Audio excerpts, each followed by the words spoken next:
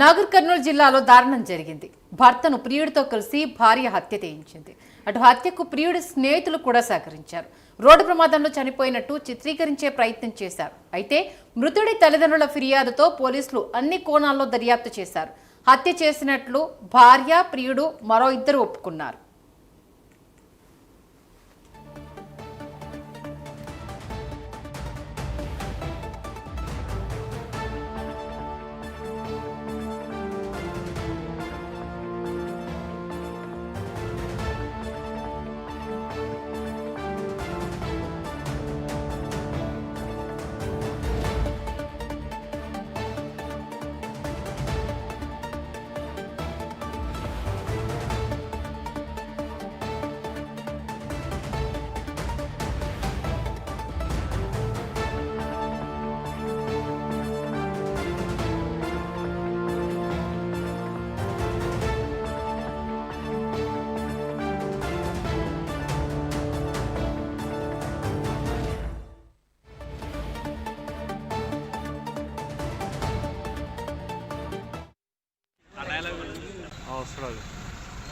Information వచ్చింది.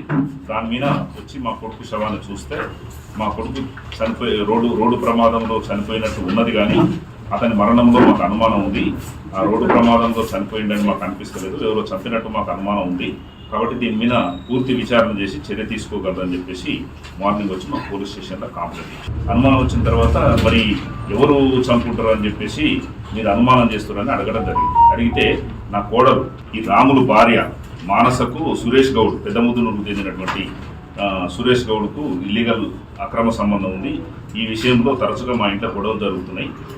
ఈ సురేష్ గౌడ్ ఏమైనా చేసి ఉంటాడు నా కొడుకునని చెప్పేసి నాకు అనుమానం ఉంది సార్, దీని మీద విచారణ చేసి చర్య తీసుకోగలరని చెప్పేసి అతను చెప్పడం జరిగింది.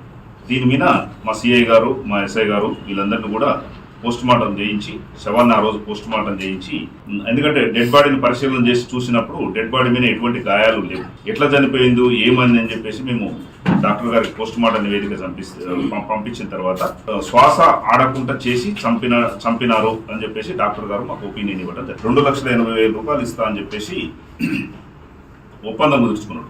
ఆ 2,80,000 వీళ్ళు కూడా చంపడానికి ఒప్పుకున్నాడు. కారు ఆపి రోడ్డు పక్కన కూర్చొని మళ్ళీ తాగుతారు. మళ్ళీ తాగి వీళ్ళు తీసుకొచ్చినటువంటి మందులో ఎక్కువ భాగం రాములకు తాగుతారు. తాగిన తర్వాత వాడు కొద్దిగా అన్కాన్షియస్ అవుతారు. అన్కాన్షియస్ అయిన తర్వాత వాళ్ళు ఏం చేస్తారంటే, ఇప్పుడు టేప్ ఉంటుంది కదా, పెద్ద టేప్, మనం బుక్స్కు వాటికి వీటికి అన్నిటికి కూడా పే చేస్తాం కదా, అటువంటి టేప్ ఏం చేస్తారంటే మూతికి ముక్కుకు రెండింటికి కూడా శ్వాస ఆడకుండా టైట్గా వేసేస్తాం. ఈ విధంగా చేసిన సార్ అని చెప్పేసి నేరస్తులందరూ కూడా ఒప్పుకోవడం జరిగింది.